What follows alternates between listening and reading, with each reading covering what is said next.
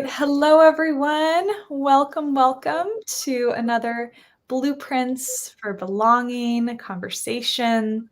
My name is Cynthia, and I'm the host of the show. I'm really glad to be here with all of you. Love seeing everyone coming in, watching on StreamYard, watching on social media. This is a monthly event series that we do focused on intentional communities and specifically how to go about creating community. So I myself live in a small intentional community, an eco-village here in Vermont. And today I'm joined by Craig, who also lives in a Vermont intentional community. So we're not too far away from each other. And I'm really looking forward to today's conversation because Craig is a consultant in the space of developing intentional communities. And I think he has a lot of wisdom to share, especially around the design and the architecture and the actual physicality of how do you build a new community. All right, so a lot more to get into, but I'm going to start us off with a quick intro presentation, and then we'll dive into the conversation. So once again, if you're just coming online, this is the Blueprints for Belonging series, conversations on creating intentional communities. And we're here for episode 7. Woo! Been doing this for 7 months. It's amazing. A lot of great conversations that we've had thus far. And I'm just feeling like we're warming up and diving deeper and deeper into how to cultivate belonging. All right, so this is an event that's being hosted on StreamYard. That means for all of you who have registered for this event or are part of our Founder Circle program, you have the opportunity to ask questions directly in the comment chat in StreamYard.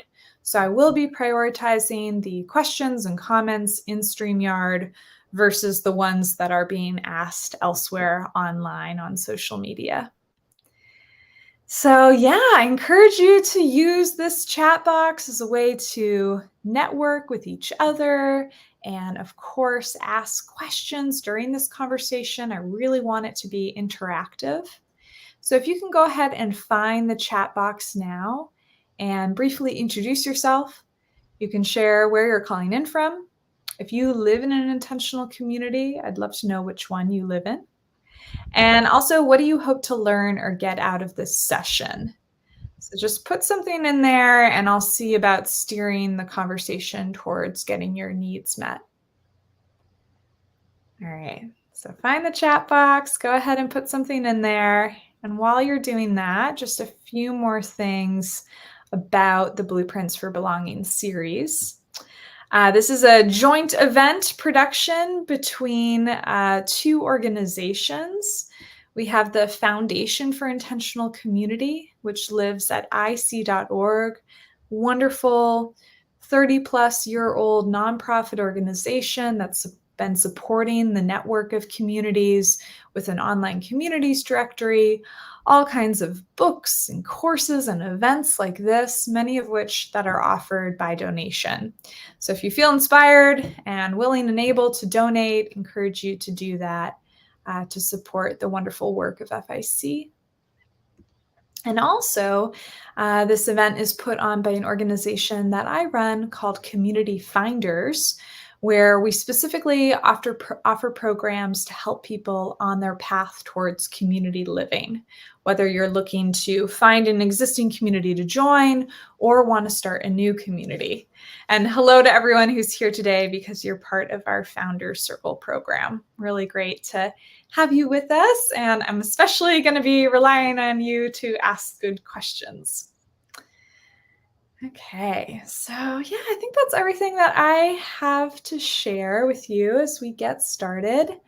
I want to introduce Craig by mentioning a few points from his bio before we get into the conversation, just so you have a sense for who he is, and I'll encourage Craig to fill in the gaps of anything I might have missed.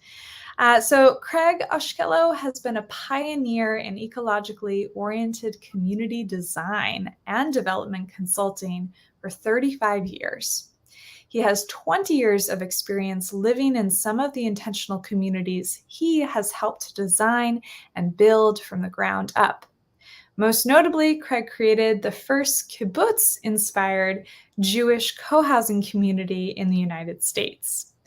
And Craig was actually on, I think a few months ago, our virtual tour of communities event where we featured Vermont communities and got to learn more about the co-housing community where he lives and the one he helped to start. So maybe we'll touch on that, and weave that in for context, but I want to let folks know that there's a whole virtual tour episode available on the FIC's YouTube channel if you want to learn more about that. Craig learned permaculture directly from its founder, Bill Mollison. Oh my gosh, that sounds amazing. While studying in an Australian rainforest. Craig's unique knowledge base also includes a bachelor's in ecology, a master's in landscape architecture, pre-med at Columbia, and naturopathic medicine at Bastyr. Mm-hmm. Craig is married, father of two, loves farming, is a dedicated athlete, and carries a reputation of integrity, creativity, and insight into all walks of his life. Oh my goodness, Craig, thank you so much for being here. Really great to have you on. Thank you. Thank you. And yeah, just looking forward to our time together. Great. Thank you, Cynthia. That was a nice introduction. I appreciate all that. It's really a pleasure and honor to be here. It's a beautiful day here in Vermont, as you might be able to tell. The leaves are starting to change. It's a very special time of year. They change colors and over the next month. So yeah, I'm here today to share with you from experience, both living and designing and helping develop intentional communities for the last 24 or so years. It's interesting when you mentioned the background that I had at that time when I lived in Australia. I was a senior in college, and I feel like that's kind of a jumping off point where I was learning about ecology directly living in a tropical cloud forest in Australia. And then, it was a permaculture site, which I didn't understand. And then this man, Bill Mollison, came to speak. And it turns out that he's kind of one of the founders of the theories of permaculture. But at that point, I kind of was faced with this question of like, why would people clear cut a tropical cloud forest to put a few cows when the biodiversity of the intact cloud forest was so much greater, and to me just seemed so much richer. So I was like, I don't know, 19 or 20 years old at the time, and I was really confused by the question, but knew from the concepts of permaculture that mostly I wanted to withhold my energy from being part of that destructive system.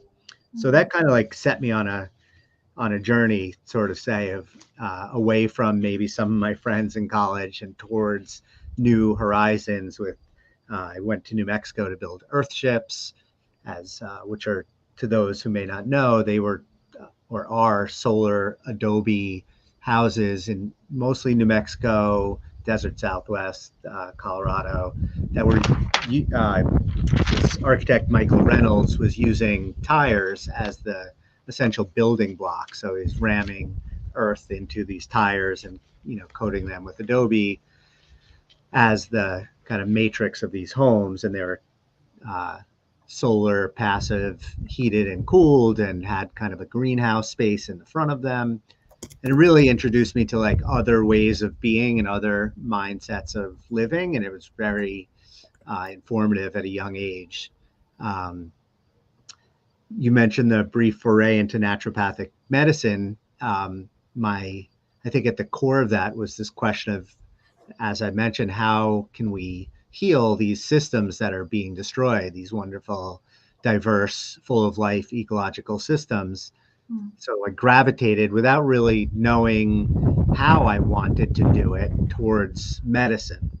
After a year of study, I realized I didn't really want to work with people in that capacity. And I had both the good fortune, privilege, and insight to make a shift academically and focus on the earth is more of like, how do we create systems of healthy, social, ecological, human systems that would effectively help keep a diverse and balanced ecosystems that we have going forward. So that was like kind of the precept of my jumping off into landscape architecture. Mm. Um, and then from that space, my commitment to ecology, I realized if we can't figure out how to get along with each other, it really doesn't matter. The ecology is going to suffer no matter what, which, we could argue that we haven't figured that out yet. So that problem is still existing. And I see community design and sociocratic governance, inclusive, belonging communities as a way, towards a brighter future, at least to slightly, steer the ship a little towards a brighter path to the future. So that's Mhm. kind of like like where I operate from in my like why am I here in this world question, and I keep kind of putting myself out there to meet people and do this work. I've built a career. I've been doing this design work for about 25 years. Um, I should maybe back up one step. When I was in graduate school, I met a woman who's now currently my wife. And on our second date, we were kind of like exploring we were close to 30 years old. So we were like, looking for future partners to build a family together. So we got right into the, heavy questions pretty easily. And we kind of envisioned what does a life look like together. For me, I'm an avid skier and love, things ecological and food. And she was very, and still is, very into Jewish spirituality and food. And we kind of imagined this idea of living in a ski town with some sort of connection to our food and a farm, and with a spiritual base in Judaism. So we've been on that journey for literally 25 years together. We've worked together to found a community in New Hampshire. When we first started, we didn't really find, first we found a family that seemed aligned with, like, when I say Jewish, obviously there's 1,000 ways at least to be Jewish, millions of ways to be Jewish. And we were initially living with a family that it was their property. They weren't necessarily willing to give up their control, of like Mhm. what happens there. So we lived there like 2 or 3 years and realized that's not the place to create an inclusive, equitable community. So we moved to another, I say moved, but we helped kind of like organize and found um, a community called Cold Pond Community Land Trust in New Hampshire, which was not didn't have a Jewish spiritual focus at all, but it had a very inclusive um, method of being. Everyone was arriving at the kind of the same time, so it created that kind of basis of equanimity amongst the members. That was really amazing to be part of. And we said, well, let's do this for 3 years or so, and then we could move on and kind of build out towards our vision. 3 years turned into 12 years. Oh.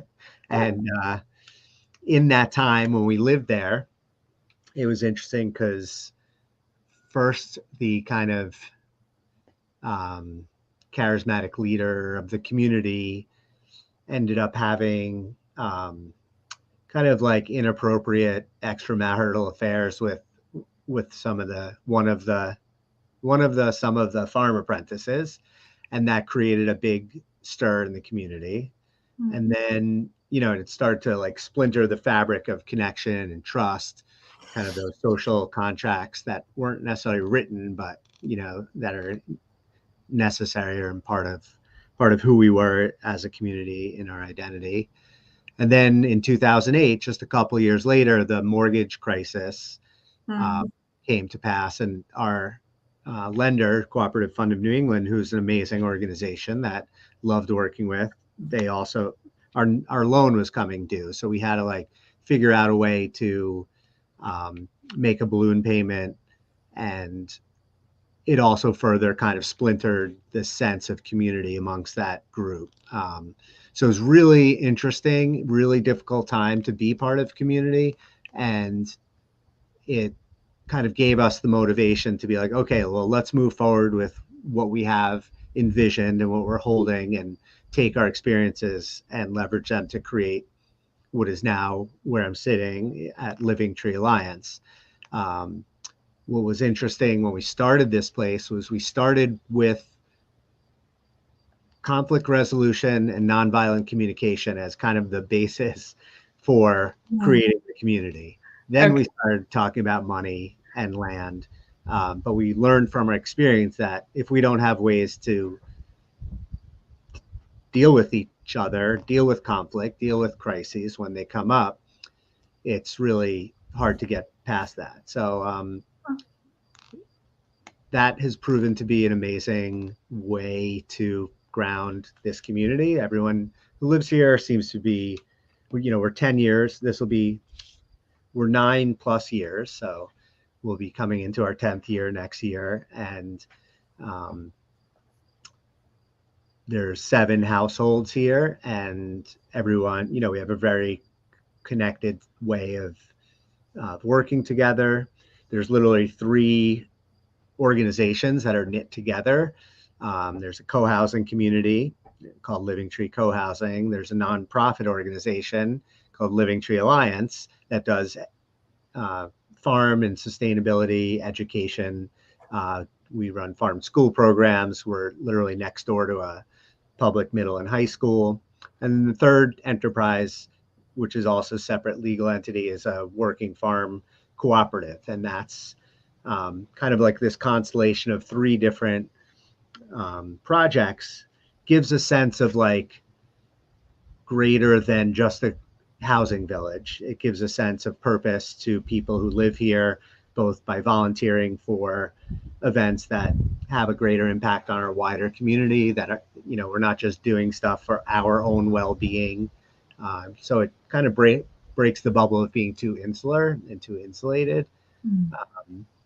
And in some of the learning that I've done around community building, it seems to be a really important part of a healthy community is having a sense of purpose that's greater than just the community's well-being itself. I mean, so that's kind of an interesting research um, point of view, and I try to accentuate that in when I work with clients and when they're putting together what their vision for community is. A lot of people already have that, they already know why they want to do it.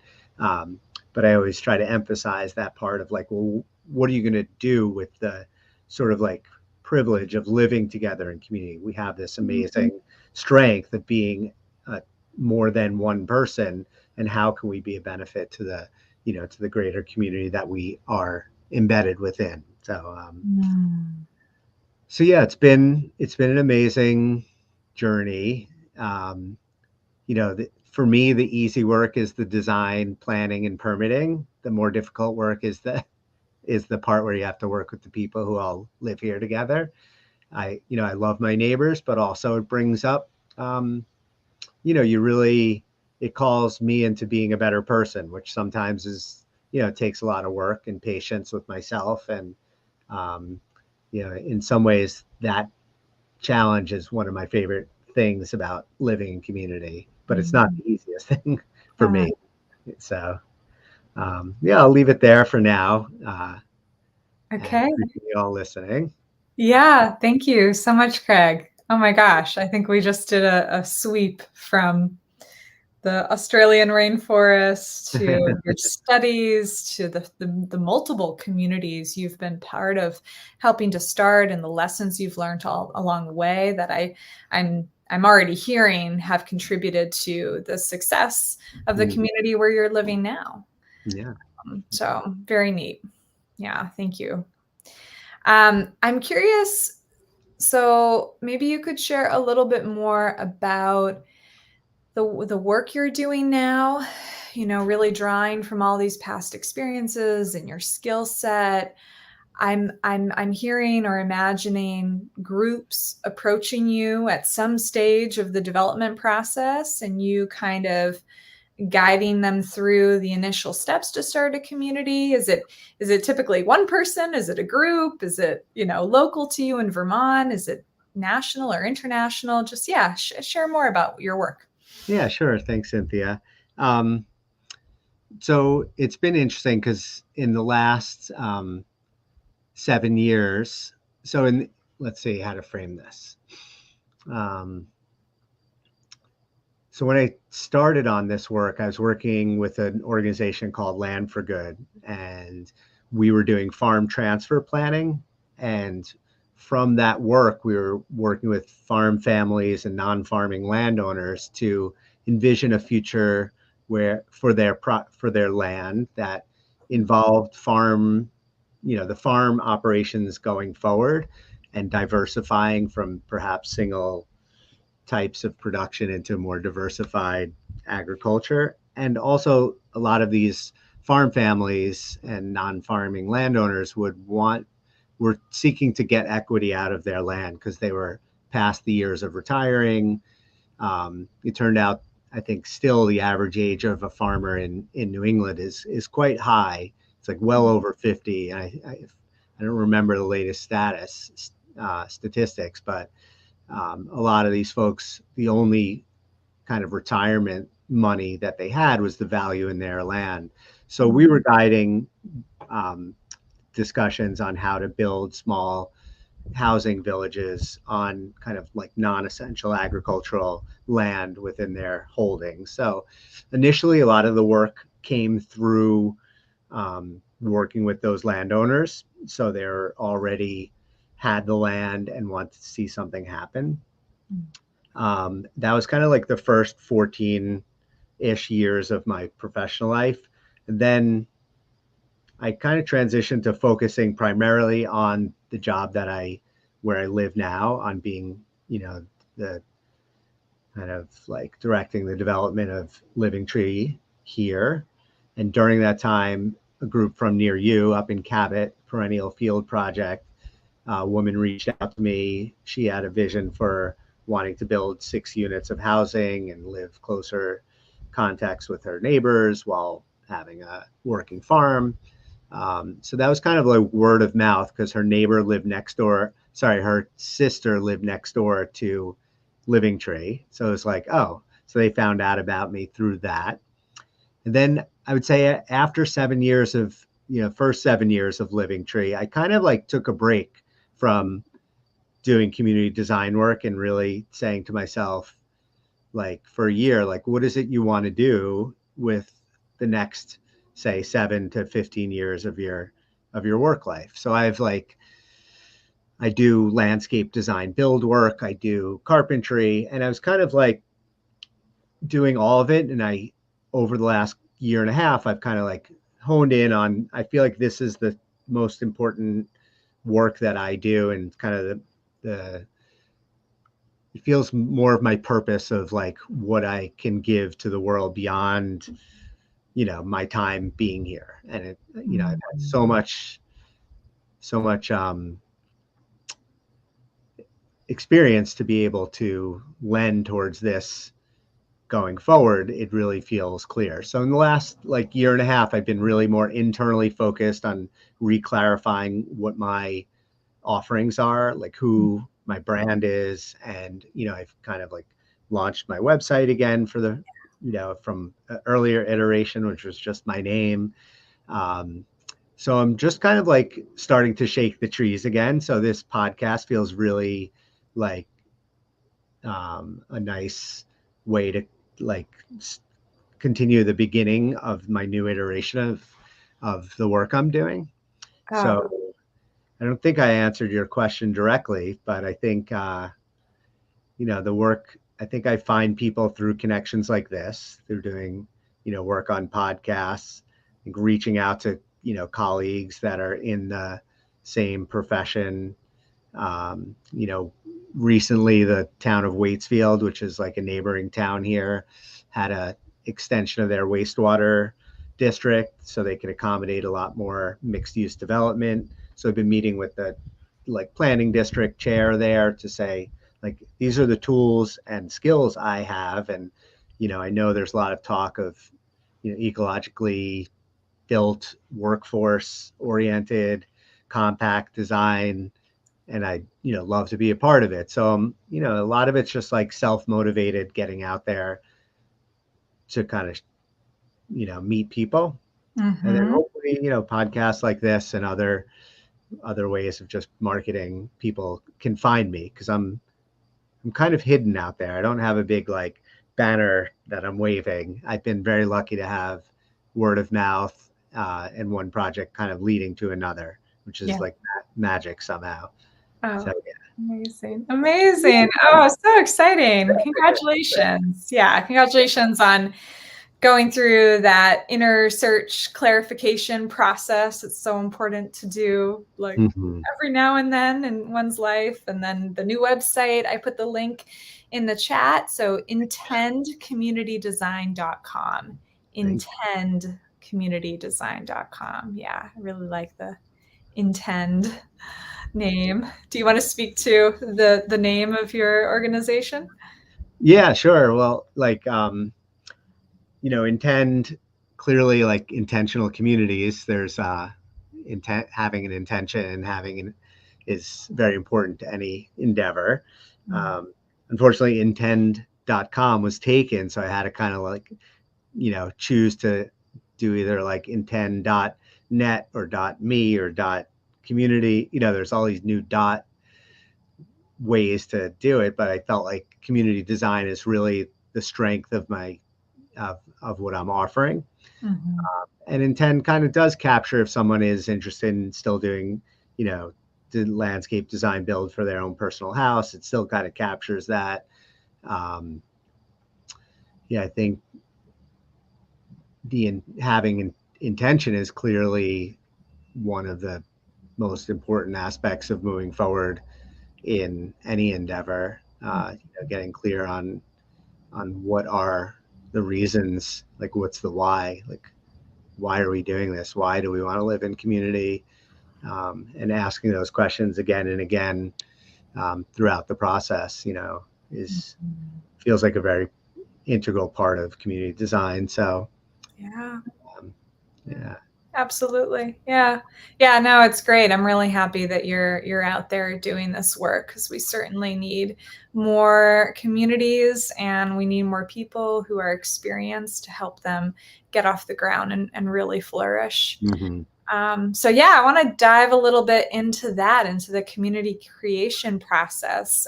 You had mentioned earlier how in creating Living Tree Alliance, one of the things you started with was your conflict resolution policy. Hmm. Uh, is that something you recommend for all communities? And I'm also curious if you want to share a little bit about your conflict resolution practice. Yeah, sure. Like many of these kind of policies, they're always works in progress. So we're actually revising our conflict resolution process right now, but without getting into the details there, um, we, I think the nonviolent communication is one method of being able to communicate with each other, especially in stressful situations. I know, like nonviolent communication, speaking specifically of a technique coined by Marshall Rosenberg, I think, and his the system is not perfect by any means, but it is a method that we started using. I think our conflict resolution policy was developed kind of in concert with the original founders. There were my family and two other families, like, who were kind of like original founders here, and we all agreed to start doing nonviolent communication training um, at the beginning. So we had a kind of a language to start to speak to each other. Mm. So when we started looking at properties and started talking about money, we had something to fall back on when when things got heated or people started speaking over one another, or different power issues or gender stuff comes up. It just gave us a basis to be like, to call each other out and say like, wait a second, what's our goal here? Um, so, right now we have what's called a CRAP, a conflict resolution appointed person, and we Aha. don't think we don't think it's the best acronym. But it's what we somehow still like created when we started, and it just has like, if two people can't work something out together, it's basically, you give someone a letter with a pink ribbon on it that basically, requests that we have a mediator who's somebody inside our community that we like rotate. In fact, it's been the same person all that's, you know, this whole time, because that person's like a mind body psychologist and very, very skilled in being able to do mediation. Thank goodness we've only used him once or twice. Or I could say I've only been in conflict to that point of not resolving it directly with a person, like one on one. And we're also careful, like when there is conflict, that it's not brought to like our general circle meetings, because like, we don't want to air like dirty laundry. If I'm having an issue with Cynthia, it doesn't seem that it's important for it to be brought out amongst the whole group when we're trying to do like, our regular meetings about, a budget or farm or education. Um, so so it's worked, and thank goodness, I think because of who we attracted based on those principles, we've been able to deal with conflict as it arises, and there hasn't been much so far. I think we're still in kind of our honeymoon adolescent phase, because people are still moving here and building houses. So like, Yes. we've been here 9 years, my family. The next house was built like 5 or 6 years later, and then 7 and 8 years later. So most of the people who are building just started about 3 or 4 years ago. So it's still, you can tell like it's still, everyone still has rose colored glasses on, but I'm sure over a decade and 2 decades, that's when it seems like it's really, things can build up if you're not, careful to, have a process and a culture that deals with it in a healthy manner. Yeah, that's interesting. I feel like the community where I live and your community are similar in that when you join, you build your house. And it's also been slow development over Mm. multiple years. So it's, Mm. yeah, I also sometimes still feel like we're in the honeymoon stage Yeah. now. I joined just 4 or 5 years ago, but the community itself is coming on to its like 15th year in Yeah. existence. So yeah, yeah, great. I want to pause here and just welcome questions. If anyone who's listening is sitting on a question that you'd like to ask Craig, go ahead and put that into the chat. Really welcome any and all questions, or if you want to share about the situation that you're in, because I know multiple people, just even looking at who said hello before, Ida and Fred and Carl, I know a number of you are actively in the process of developing a community yourself. So, Craig, you had mentioned that for you, the permitting and the planning and the building, that's kind of the easy part. And the more difficult part is the human relationships, which I agree with on one level, but I also know many people who are really struggling with the permitting process to actually create a community. Mm. I'll share a little story. I was recently on a phone call with a couple who live in Vermont, and they have some acreage that they own with one building on it. And they would love to have a community. They'd love to create more buildings. They've been in conversation with their local, commission in the town or the municipality. I'm not entirely sure. And it's just been hard. And there isn't a lot of openness Mm. to community. And I probably should put the two of you in touch. But yeah, curious your thoughts. Like how does a new community navigate? If you have any advice for, Sure. yeah. Um, so when I when I moved to New Hampshire in 2000, I joined like the planning board in the small town that we lived, and I have been serving on like municipal planning and development review boards ever since. So um, when I when I consider like, for instance, this family or couple, that you mentioned and the challenges they have, it's like, someone once told me like owning a deed, right? Like I hold kind of this philosophy that I don't own land. We do own a piece of paper that basically has rights that's in this culture, um, that we're granted to be able to, build a house or dig a well or farm. And there's things we can't do. Um, and so that owning this deed is like owning a bundle of sticks. And what's important to understand is what you own, what the sticks are that is in your bundle, right? So like based on zoning, one where one's property is, there's certain rights that you have that are given without having to go through any review, like, or it's outlined like what steps you have to do if you want to build a house.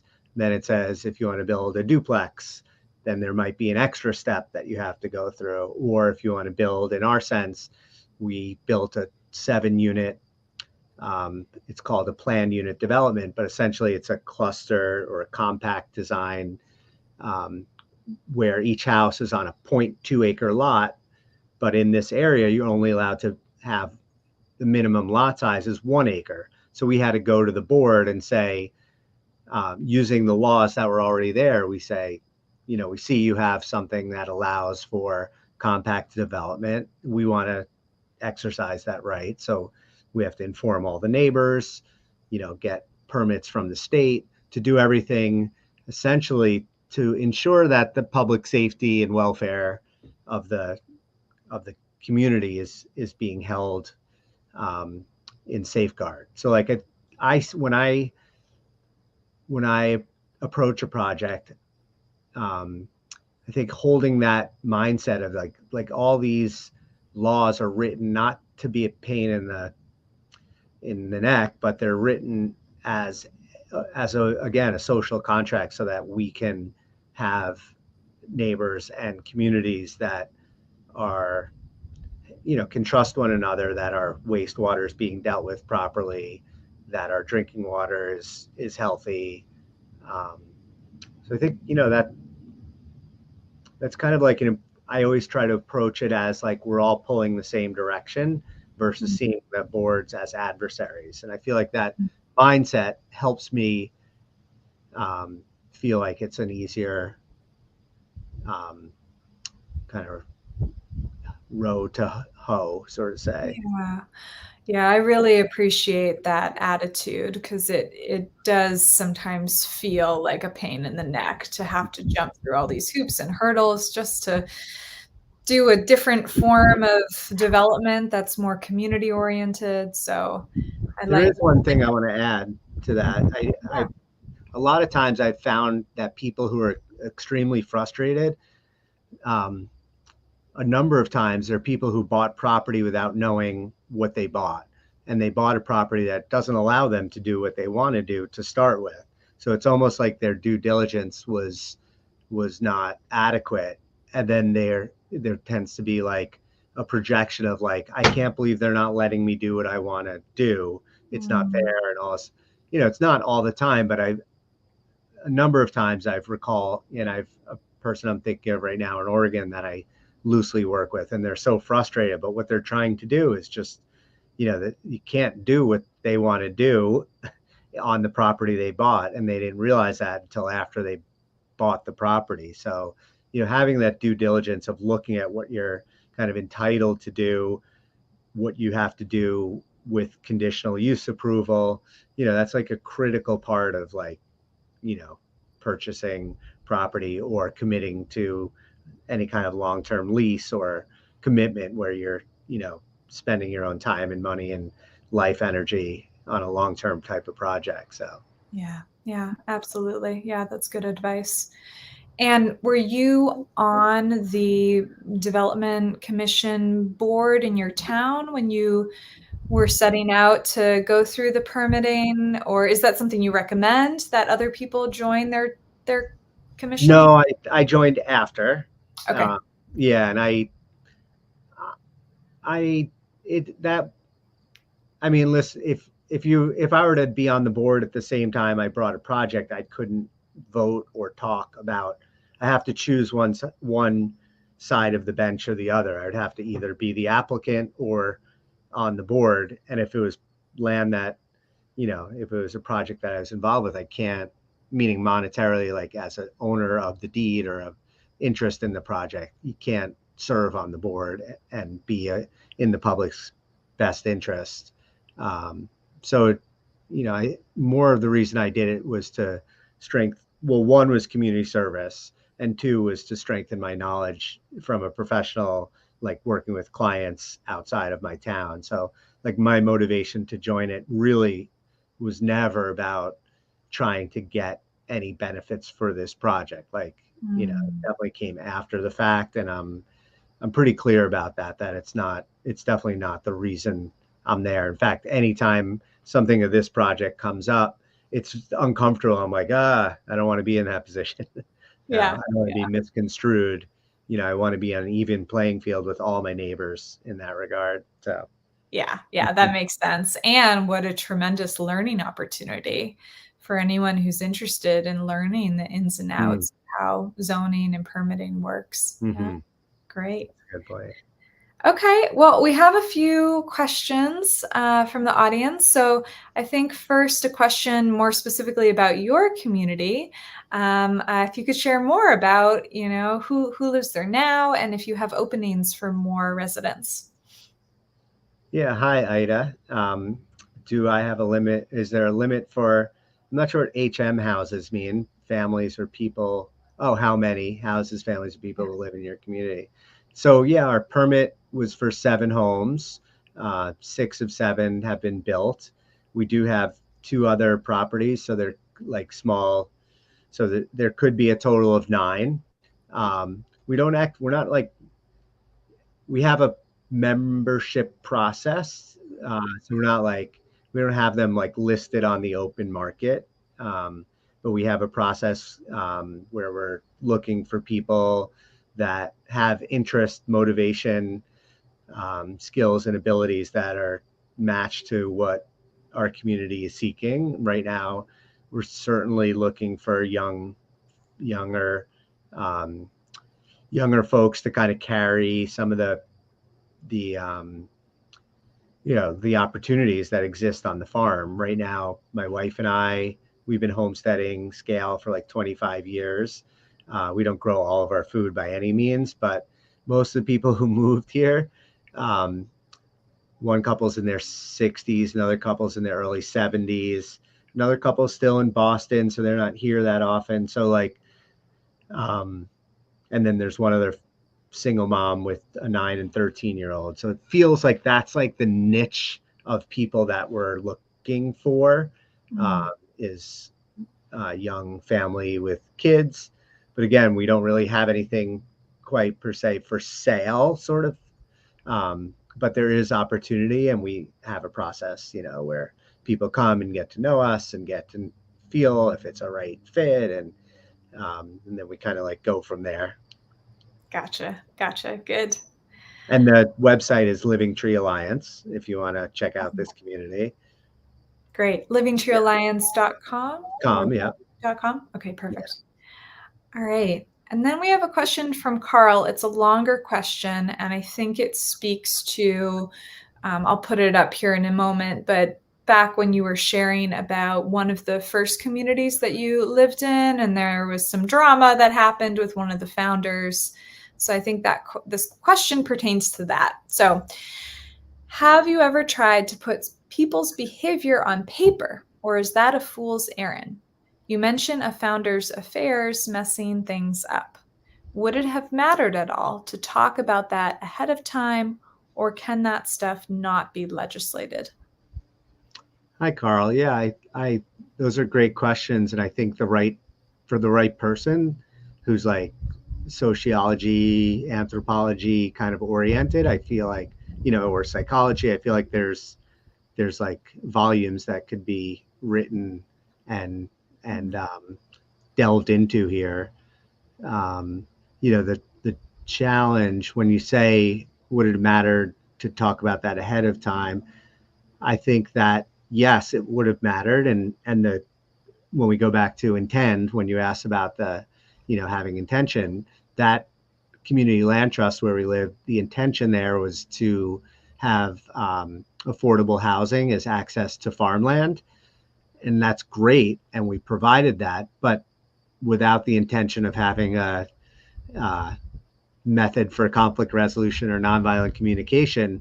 When things got stressed and hot and heavy, it was already kind of too late because people, were acting out of combination of fear or whatever lens they're looking for through.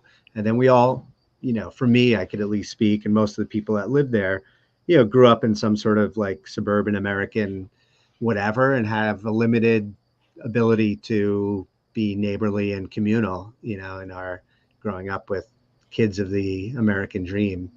53 now, so like I don't know that, I didn't, anyway, without going too far down that road, I think there's a lot probably already written here. And yeah, I think having it up ahead of time is really important. And that's um, also the type of somebody, like a founder. He was definitely a type A, like this is my way or the highway kind of person. And my method of leadership is that um, leadership's really a team type of. In community building, leadership's not a role for one person. There are leadership opportunities in so many aspects of community. So I've always um, advocated for people within this community, to take leadership in various aspects. And I find myself stepping back a lot. And some people resent me for that because they think you're the leader, you should be doing, you should be. And I'm like, no, I don't see it that way. And I don't have that kind of type A um, kind of driving personality. I'm not like the charismatic leader of like a commune, sort of say. I'm much more of a different approach to it. So I think there's something to be said if there is a charismatic leader of a movement. There's a potential that there's uh, more risk in that one person holding a lot of that leadership power, sort of say. No. Mhm, Great mhm. question, Carl. Yeah, that is a good question. Thank you. Just on this question of founder and founder dynamics, I know that can be really tricky in a Mm. lot of communities, my community included. And I know we have many potential developing founders in the room listening. How has it been for you to navigate being the founder of a community? And I could imagine, a founder being one who puts in a lot of investment monetarily, but also time and energy and vision to bring something to life. And then new people come in, and how to do that dance of power, dynamics, and ownership. Do you have any advice from your own experience or what you've seen out there? Um, yeah, I think it goes back partly to the answer I gave before, is that um, that leadership is not for one person. It's not a personality necessarily. It's more of a role that, there's many opportunities for leadership. So like in the way that we do governance, we use sociocracy, and there's Mm. um, basically 8 members that, let's see, Glenn and Andrea, Melanie, Sphere and I, Ren and Ann. There's basically 8 active households right now. What's that? Ren here, Glenn and Andrea, Sphere, 10. So there's basically 10 of us, and we've created about 5 different circles, which are basically committees, but Um, without getting into the specifics of sociocracy, we each picked two circles to be involved with. So amongst the five of us, there's like four people on each of these five committees, and everybody had, and then we vote. There's like a way to nominate and vote on the kind of lead for each circle. Um, so just the nature of sociocratic governance allows for leadership to be dispersed. Um, and also my mindset, having been through the experiences I've went through and being the type of person I am, is I've always imagined what I'm doing here, because my specialty is really on planning, design, and development consulting, was like I'm like stretching the canvas, and the people who move here are essentially the ones who are creating the, what happens here. Mm. I say that, but there's also very clear founding principles. We're very clearly like a regenerative agricultural education center as our outward facing, model. Like that's something in place. But there's other people that step up for leadership in there. So I don't know. It's a dance, and it's ongoing. I know we lived in the other community for almost 14 years, and I've always had this idea that we'll do this one for 14 years, and then who knows where I'll be when I'm, basically I'll be like 44, at 62 years old, what I'll want to, my kids are 20 and 22 now. I don't know where they'll be.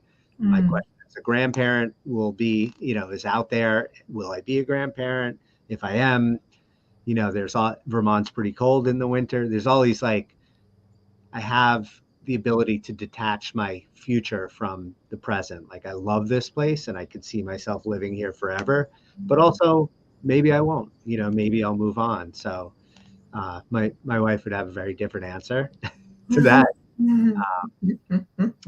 So it's work though to figure that out and to practice. Listen, being a founder, it's a lot of leaning forward, a lot of going out there into the world, raising money, stepping in front of people, stating what you're doing. And now, after 7 years, a couple of years ago, I said, I want to practice standing still, more still, not reaching forward, but being where I am and trying to see how things unfold without always trying to insert my kind of like mindset or energy into things. And so, a lot of it's self-awareness and, holding your own self accountable to how do you want to be in the context of community? Mm-hmm. Well said. Well said. Yeah. Mm-hmm. Yeah. That being conscious even of when one is leaning forward and when one is staying still or even leaning back and how that affects the group. Yeah. Yeah.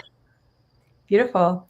Well, we're beginning to wrap up, so I want to make space, Craig, if there's anything else you feel like we haven't touched on that you feel is important to mention.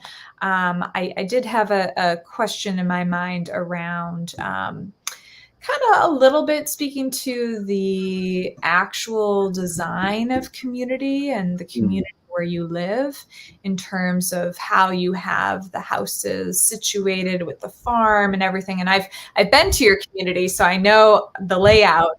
But I wonder for you, is it working? Are there things you would have done differently? Are there things that you really like about the Yeah. design? Yeah.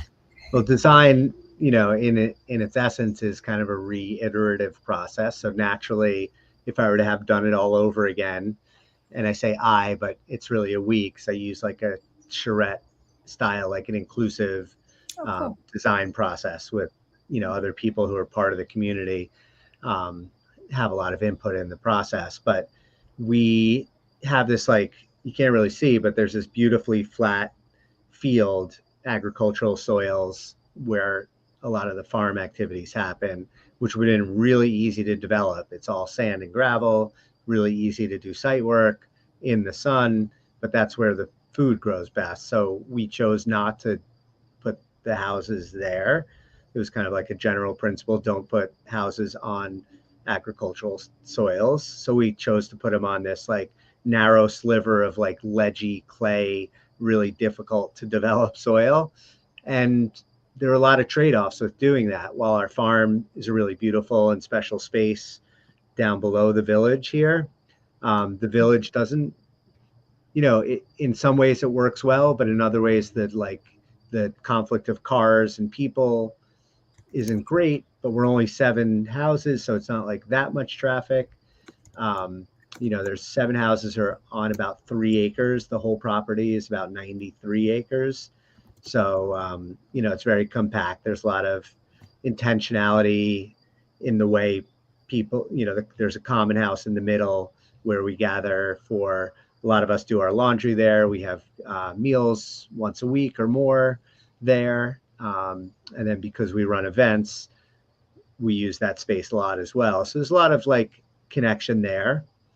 Every house here, though, also has like where I'm sitting, you can't see another house because every house has kind of a side yard that's, you can't really see another house. At least 6 out of the 7 do. There's two in the middle. The common house doesn't really have that privacy, and then one other residence here is kind of in the middle of it all. So that's a little challenging for those 2 homes specifically. Yeah, I mean, gosh, I could go another hour talking about that. This maybe it's another time for another podcast, but Yeah, for sure. Great. Yeah, and we had a few questions more specifically about Living Tree Alliance. So I put the link to the website in the chat. And just a reminder for everyone that we had a virtual tour episode a few months ago where Craig did a great job of going through the Jewish aspect of the community where you live and the different holidays that you celebrate and the traditions. So that was really nice to learn about and encourage folks going back to that. Yeah, but Craig, if there's anything you want to say more about that, the question was, how much does Jewish tradition play a role in your community? I mean, it's the core of my spiritual practice and a lot of people who live here. Um, so, how that plays out is like we're very inclusive in our ways of being Jewish. It's a big part of our residential culture. Um, Yet not everyone who lives here is Jewish. And in fact, the people who are Jewish who live here, like myself, either come from mixed marriages. My mother was Jewish, my father wasn't, or maybe are converting because their spouse is Jewish. Not because of Living Tree. there's no there's no requirements there. So, like I mentioned, another couple who chose to live here and was welcomed to be here is not Jewish, but they're just like so moved by the way that we practice. Because again, there's no specific leader. Everybody has opportunities to lead and be included. So, our festivals, we have a couple of Jewish holiday festivals. We have a harvest festival during Sukkot, which is after the high holidays, which are coming up this month. You can see all those events on the website, and anyone's welcome to attend. All the registration information's there. So, and then what that means for any individual, like any spiritual practice, it's like very personal, like what our relationship to, that kind of eternal question of whatever the mystery of life is I think a very personal endeavor. But what's special for me about being Jewish is that it's very communal, a lot of life cycle events, birth, death, becoming an adult, marriage, like all these life cycle events are very community oriented. And we also like bring out specifically the agricultural elements of the Jewish culture. Jews have been, I mean, this is another podcast in itself, but have been without a homeland for thousands of years since, kind of going back in history. You could argue that the state of Israel is a Jewish homeland now, but needless to say, it's a very precarious situation. So the ability to be in a place and connect Jewish traditions to a place of like where we live here right now is also very special. To learn about ecology and farming and just things of that matter through the Jewish lens. It's amazing. But again, our nonprofit organization is not specifically that way. Our farm to school programs are not. There's no like religious or, I mean, they're spiritual, but not necessarily in one specific way. Um, so yeah, I think that's again going back to intention. I feel like that having a common kind of like spiritual practice is an absolute. People really love to be here because of that. I think Mm. even more so than the farm, which I'm surprised about. But um, I love the actual piece of property that we're on. But um, having that some sense of common spiritual practice really feels like a strong way to have a fabric of deepening connection with each other and community. Mm, Feel very mhm. grateful for that. Yeah. Yeah, absolutely. Like you said, having an intending for Yeah. something beyond just a nice place to live really helps to strengthen the bond and the Mhm. fulfill the purpose of the community. So great. Well, thank you so much, Craig. Thank you, everyone, for listening and for your questions. Really great to have you on. Looking forward to another Blueprints for Belonging conversation next month, always on the second Tuesday of the month. So, looking forward to seeing you all again, being with you. And yeah, Craig, thank you so much for your time. Thanks for all the work that you're doing too. Thanks. It was a pleasure. Thanks for a great show, Cynthia. And thanks everyone for attending. All right. Take care. Bye. Bye.